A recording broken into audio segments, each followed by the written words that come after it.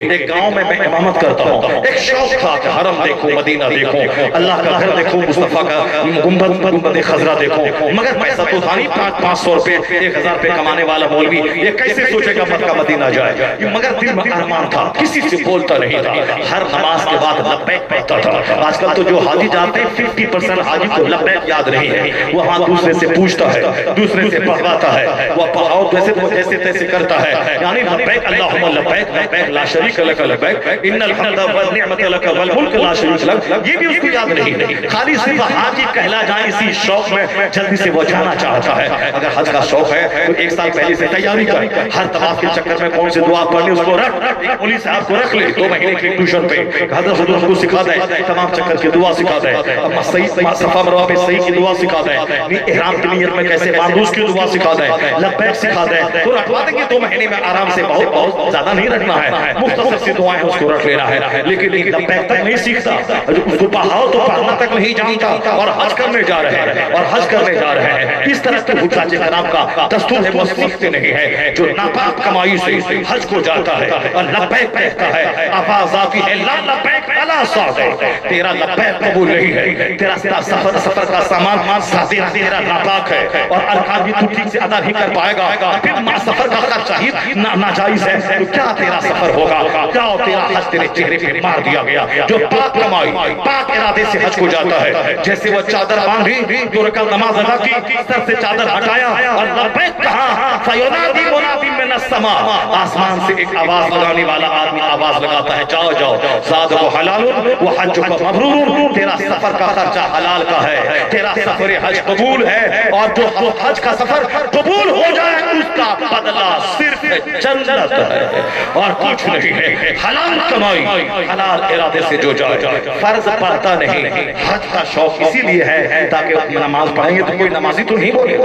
اور حج کرنے کا حاجی بولے گا، نماز فرض ہو جائے فوری ادا کرے، روزہ فرض ہو فوری رکھے، زکوٰۃ فرض ہو زکوٰۃ ادا کرے، اور حج فرض ہو فوراً حج کرے، ڈیلے نہ کرے، لیٹ نہ کرے، خانہ کعبہ کا خلاف تھام کے جو دعا کی جاتی ہے دعا قبول ہوتی ہے، مطاف میں، مزدلفہ میں، مسعی میں، صفا مروہ پہ، مقام مستجاب میں، باب کعبہ میں، حتیم میں جو دعا ہو، یہ دعائیں قبول ہونے کی جگہ ہے، دعا قبول ہوتی ہے، مستجاب کا دعا ہے جہاں 70,000 فرشتے دعا پہ آمین کہنے کے تیار رہتے ہیں، وہ مقام مستجاب رکن یمانی اور رکن اسود کے بیچ میں جو جگہ ہے، اس لیے سارے حجاج ربنا آتنا فی الدنیا حسنہ وفی الآخرۃ حسنہ وقنا عذاب النار کی دعا کرتے ہیں، دعا جامع دعا ہے، ہزاروں دعا پر بھاری یہ دعا ہے، دنیا اور آخرت دونوں جہان کی بھلائی اس دعا میں جمع ہے، اس لیے اس جگہ یہ دعا پڑھنی ہے۔ آج دعا ہو رہی ہے مگر آدمی کی حاجی کی زندگی میں کوئی انقلاب نظر نہیں آتا، ان کے وہاں سے لوٹنے کے بعد پہلے سے زیادہ وہ گندا ہو جاتے ہیں، پہلے سے زیادہ دنیا کی ہوس ان کو آ جاتی ہے، لوگ ان کو دیکھ کر کہتے ہیں دیکھو یہ حاجی ہے، حاجی سے حج سے پہلے 5 وقت نماز باجماعت پڑھتا تھا، وہاں سے لوٹنے کے بعد اس قدر پیسے کی ہوس چھائی کہ نماز پنجگانہ بھی باجماعت چھوڑ دیا،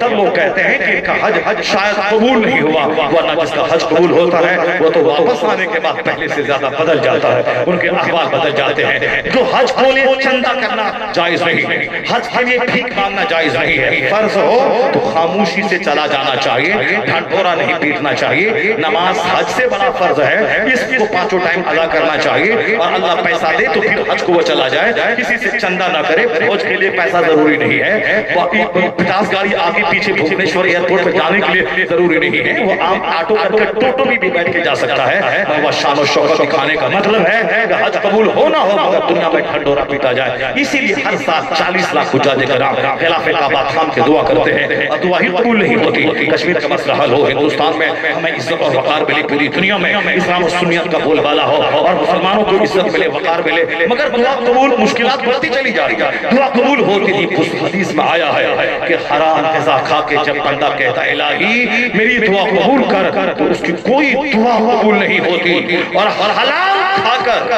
کوئی محلے کی مسجد میں چلا جائے اور یہاں ہاتھ اٹھا کے دعا کرے تو حرام کھا کے جو کعبہ میں دعا قبول نہ ہو، وہ حلال کھا کے محلے کی مسجد میں دعا قبول ہو جائے گی۔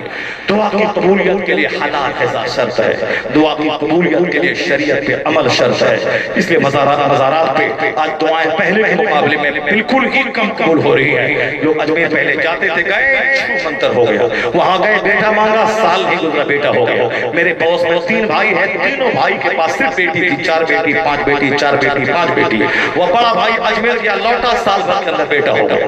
دوسرا بھائی اجمیر گیا، لوٹا، اس کو بیٹا ہو گیا. تیسرا بھائی وہ بھی گیا، وہاں سے لوٹا، سال بھر کے بعد بیٹا ہو گیا. اس طریقے سے تو ہزاروں کیسے. میرا اپنا ماما، اس کو 9 بیٹی ہے، 9 بیٹی. اب بیٹا نہیں ہو رہا تھا، اجمیر گیا دور، اس وقت ہم لوگوں کی عمر 5 سال 6 سال کی تھی. یہ آج سے 45 سال پہلے کی بات ہے. اس وقت اس علاقے میں کوئی اجمیر نہیں جاتا تھا. وہ اجمیر گیا تھا، وہاں سے جب لوٹا ایک ریڈیو لایا تھا ٹرانزسٹر، اس ریڈیو سے کہراز سنتے تھے.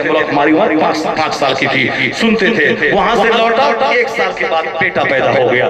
اس طریقے سے ہزاروں کیسے. پہلی بار جب میں نے حج کر کے واپس آیا، رمضان میں گیا اجمیر شریف کا، حضور ایک بار تو حج ہو گیا، حاضری ہو گئی، ایک بار اور جانے کی تمنا ہے. کوئی راستہ نکل جائے. مولوی صاحب آدمی امامت کرتے ہیں، اس میں 1000 روپے مہینہ ملتا ہے، اور پیسہ کہاں سے لائیں؟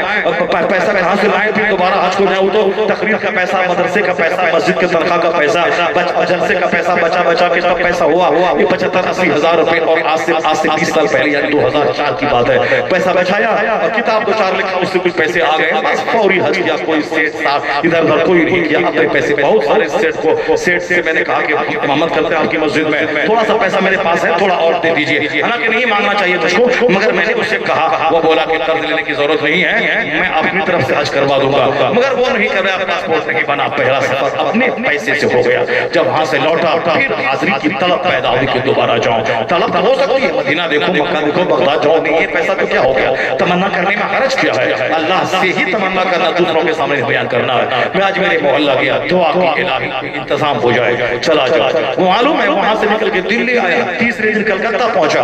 کلکتہ میں پرانا ملاقات کے خورشید بھائی تھا. اس نے دیکھا، کہا مولانا صاحب کہاں تھے 10 سال سے؟ میں نے کہا میں بنگلور اور چنئی چلا گیا تھا. کہا کہ کیسا ہوا، کیسا رہا سفر؟ شام میں آئی، افطار میرے یہاں کیجیے. میرے ساتھ میں آپ پرانے ملاقاتی میرے ہیں، ان کے گھر میں میں میلاد پڑھنے گیا تھا. یہ 1996-97 کی بات ہے، میلاد پڑھنے آیا تھا. کہا 10 سال سے ملاقات نہیں ہے آپ سے، آئیے شام میں افطار کیجیے. افطار کرنے گیا، افطار کرتا رہا. بولا آپ نے حج کیا کہ نہیں کیا؟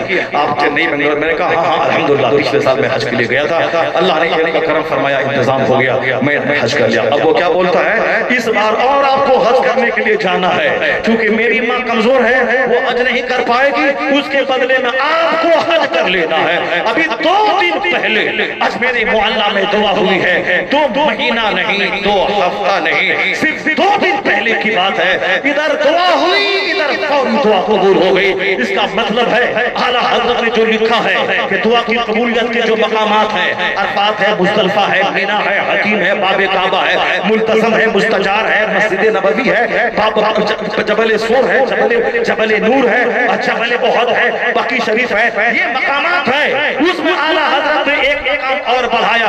اعلیٰ حضرت کے والد نے لکھا یہ ساری جگہ جہاں دعا قبول ہوتی ہیں، اعلیٰ حضرت اس میں ایڈ کیا ایک جگہ ہندوستان میں، ایک جگہ وہ ہے روضہ غریب نواز، جہاں دعا قبول ہوتی ہے. یہ بتا گئی جو بدتمیز کہتا ہے جاہل مجاور اجمیر کا، جو کہتا ہے رضا نے غریب نواز کی شان میں کچھ تعریف نہیں لکھی. میں کہتا ہوں ظالم، یہ رضا کا بھائی ہی تو ہے جو بولا کہ خواجہ ہند وہ دربار ہے اعلیٰ تیرا، بھی محروم نہیں مانگنے والا تیرا. اور 1,00,000 اشعار ایک طرف، 1 کروڑ تحریر ایک طرف. رضا نے جو لکھ دیا کہ جن جگہوں پہ دعائیں قبول ہوتی ہیں، ان جگہوں میں ایک جگہ ہندوستان میں روضہ غریب نواز ہے. 1,00,000 کتاب ایک طرف، اعلیٰ حضرت کا ایک فتویٰ.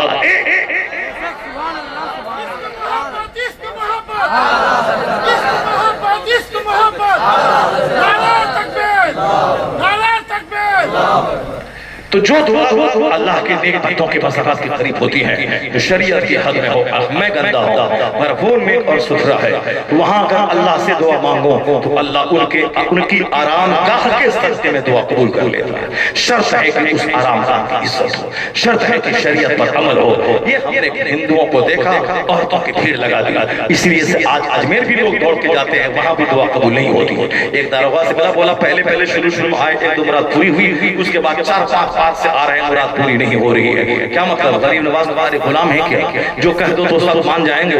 وہ تو شہنشاہ ہے, وہ تو سمندر ہے. وہ بھیک مانگ, اگر ایک قطرہ مل گیا تو یہ مقدر ہے, یہ ان کی عطا ہے. اور اگر نہیں ملا جاننے کہ تیرے اندر میں کوئی کھوٹ ہے. اس لیے آج اگر مزارات پہ حاضری میں اگر دعا قبول نہیں ہو رہی ہے, یہ شریعت کی اعمالی احکام شریعت پر عمل نہ کرنے کی وجہ سے, نماز روزے حج و زکات چھوڑنے کی وجہ سے, اس لیے دعا قبول نہیں ہو رہی ہے. باقی کوئی پاپی ہے, بدکار ہے, پھر بھی دعا قبول ہو گئی, وہ ادھر آئے مت کہ ہاں نماز میں تو نہیں پڑھتا ہوں, میری دعا قبول ہو گئی. وہ سمجھ لے کہ وہ دشمن ہے اللہ کے ولی کا. اس لیے اللہ کے ولی جلدی سے کسی بدکار کوئی جہنمی آتا ہے.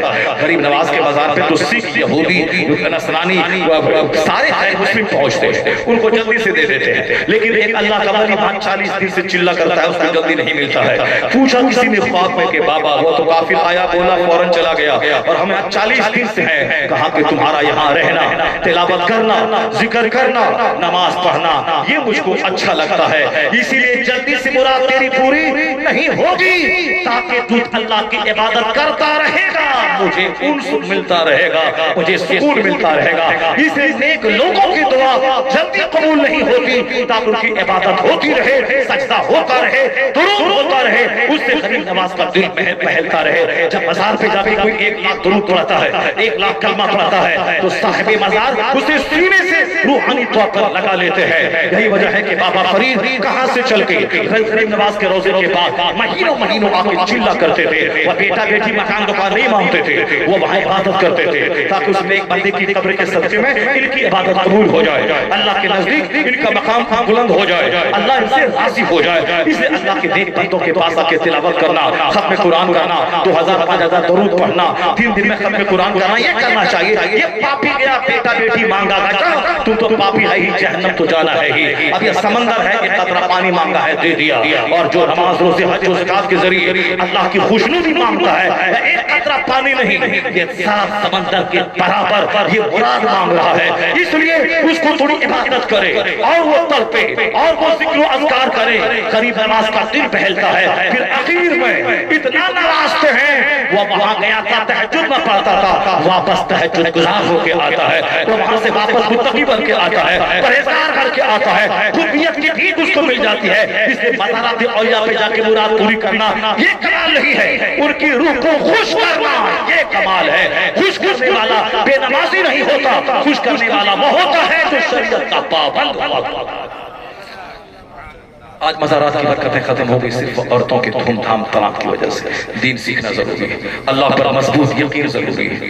یقین وہی کہ غلط طریقے سے جھوٹ بول کے کروڑوں روپے مل جائے وہ ہم کو گوارا نہیں. اللہ سرکار غوث اعظم سے ڈکیتوں نے کہا تھا کہ آپ جھوٹ بول دیے ہوتے تو یہ 40 سکے سونے کے بچ گئے ہوتے. غریب غوث اعظم کے تیور نے بتایا تھا کہ 40 سکے کی کیا حیثیت ہے, 40 پہاڑ بھی سونے کا کوئی مجھ کو دے دے اور کہے کہ تو جھوٹ بول, یہ 40 پہاڑ سونے کا تجھے دے دیں گے. غوث اعظم کا تیور انہیں دین سمجھا رہا تھا کہ میں اس 40 سونے کے پہاڑ پہ تھوک تو دوں گا, مگر میں اپنی زبان کو جھوٹ سے آلودہ نہیں کروں گا. یہ سرکار غوث اعظم نے اپنے زبان حال سے اپنے غلاموں کو بتایا. یا سر سے لے کے پاؤں تک گناہوں کا پتلا, اور زبان 24 گھنٹے جھوٹ اور غیبت میں مبتلا ہے. اور یہ بولتا ہے کہ اللہ کہاں ہے, رسول اللہ کہاں ہے, ہندوستان سے بھگانے کی بات ہو رہی, اللہ کہاں ہے, مت بول, جھوٹا ہے تو. یہ گندی زبان, یہ گندا وجود, روزانہ نمازیں قضا کرنے والا, تو اس قابل تھا کہ پتھر آسمان سے گر کے تجھ کو تم کو مسل دیتا, اور تو کہتا ہے کہ اللہ کہاں ہے. تیری عزت بچ رہی ہے, مسجدوں میں اذان ہو رہی ہے, تیرے جلسے ہو رہے ہیں, مدرسے قائم ہو رہے ہیں, سروں پہ ٹوپیاں نظر آ رہی ہیں, تو تیرا کام سارا شیطان کا, اور تو چاہتا ہے کہ ولیوں جیسی میری دعا قبول ہو جائے.